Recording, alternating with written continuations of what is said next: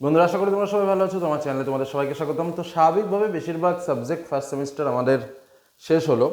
তো আমরা বিভিন্ন রকমভাবে তোমাদের সঙ্গে ছিলাম, বিভিন্ন রকমভাবে তোমাদের হেল্প করার চেষ্টা করেছি। অনেকেই হয়তো উপকৃত হয়েছো, বা অনেক ক্ষেত্রে আমরা তোমাদের হেল্প করতে পারিনি সময়ের ঘাটতির কারণে, বা নিজেদের বিভিন্ন টিচারের অভাবজনিত কারণে অনেক সাবজেক্ট সম্পর্কে তোমাদের তথ্য দিতে পারিনি।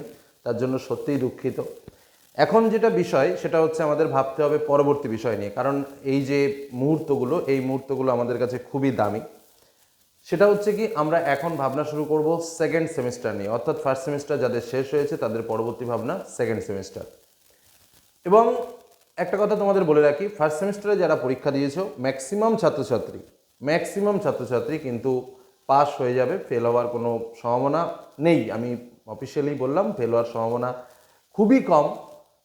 মানে যদি অবস্থা একদমই গুরুতর হয় তাহলে হয়তো ফেল হবে, আর ফেল হলে তাও একটা অপশান আছে, তোমাকে ফেব্রুয়ারি মাসে তোমাকে পরীক্ষা নিতে হবে, পরীক্ষা নিয়ে তারপরে তোমাকে ফেল বলতে হবে, তার আগে কিন্তু তোমাকে ফেল বলতে পারবে না।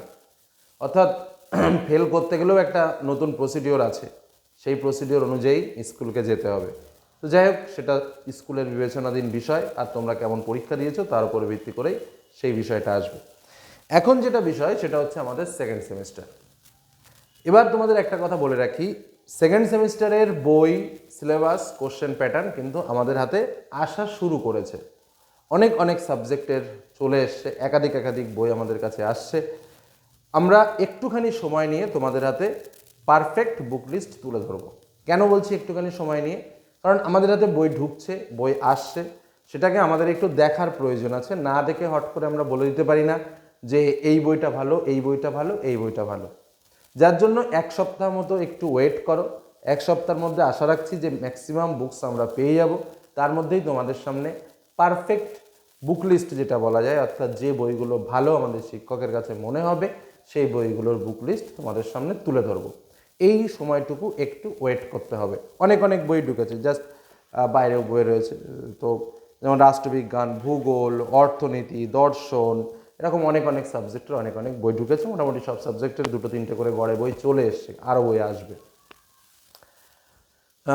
তো যাই হোক, এখন যেটা বলার কথা, এবারের অর্থাৎ সেকেন্ড সেমিস্টারের ক্ষেত্রে আমাদের সত্যিই একটা নতুন ভাবনা চিন্তা করতে হবে। কেন? আগের মতো করে আমাদের সেকেন্ড সেমিস্টার আর হচ্ছে না। আগে যেমন আমরা ছাত্রছাত্রীদের বলতাম, পরিষ্কার কথা বলছি, ওপেন বলছি, ইতিহাস পরীক্ষা তো ওই 5টা প্রশ্ন 8 মার্কের, সেখানে হায়েস্ট আমরা 6 থেকে 7টা প্রশ্ন বলতাম। হায়েস্ট 5টা প্রশ্নের জন্য 7টা 8টাই আমি ধরলাম, 8টা প্রশ্ন আমি বলতাম। এবং ম্যাক্সিমাম ক্ষেত্রে সেই 8টা প্রশ্নের ভেতরে 5টা প্রশ্ন কমন চলে আসতো, বা এমনকি তার থেকেও বেশি কমন চলে আসারও রেকর্ড রয়েছে।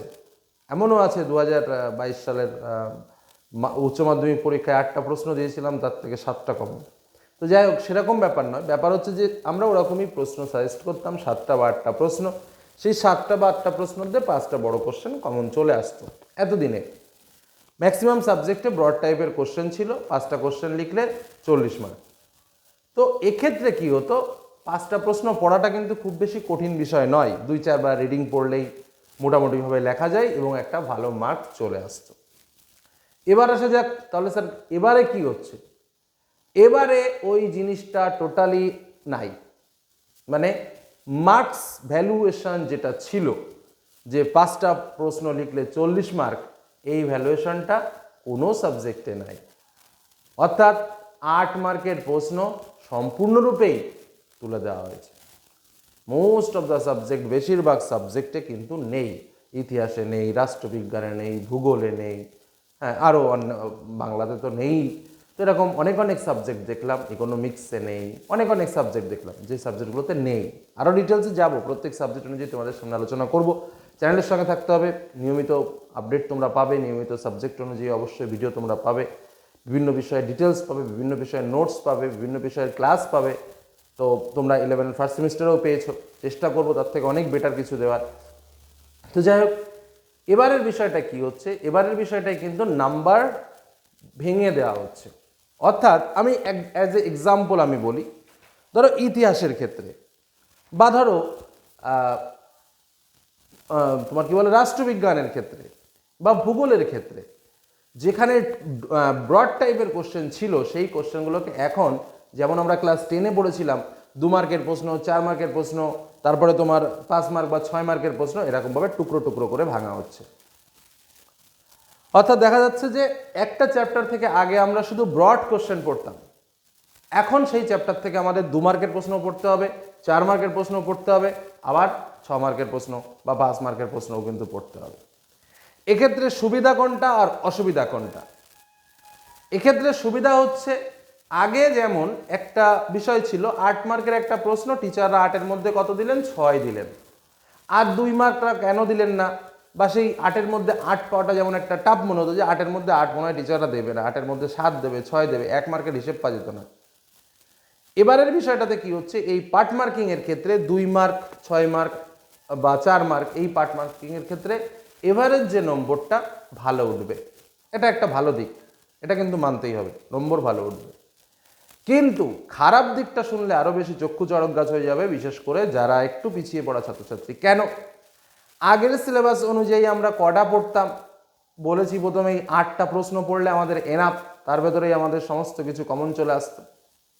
এবার 2 মার্কের জন্য 80টা প্রশ্ন পড়ে কুল পাবে না, 4 মার্কের জন্য ওরকম, 6 মার্কের জন্য তো রয়েইছে। তার মানে বিষয়টা কি বোঝা গেল? এবছর থেকে পড়তে হবে অনেক বেশি, অনেক অনেক বেশি, কারণ প্রত্যেক সাবজেক্টেই এই 40 মার্কের প্রশ্নের ভেতরে 2 মার্কের প্রশ্ন অন্তত 5টা 6টা করে রয়েছে। এই 2 মার্কের কোশ্চেন 5টা 6টার জন্য প্রত্যেক চ্যাপ্টার থেকে যে কম করে কত প্রশ্ন পড়তে হবে তার হিসেব নেই। আবার একইভাবে 4 মার্কের জন্য এক্সট্রা পড়াশোনা করতে হবে, আর 6 মার্কের জন্য তো পড়তেই হবে। তাহলে প্রেশারটা আগের থেকে বাড়লো না কমলো সেটা তোমরাই কমেন্টে জানাবে, ওটা আর আমি বলবো না। কারণ একটা ক্ষেত্রে কি হচ্ছে, 5টা বা 8টা প্রশ্ন পড়লে আমাদের এনাফ হয়ে গেছিল, টোটাল সিলেবাস কমপ্লিট।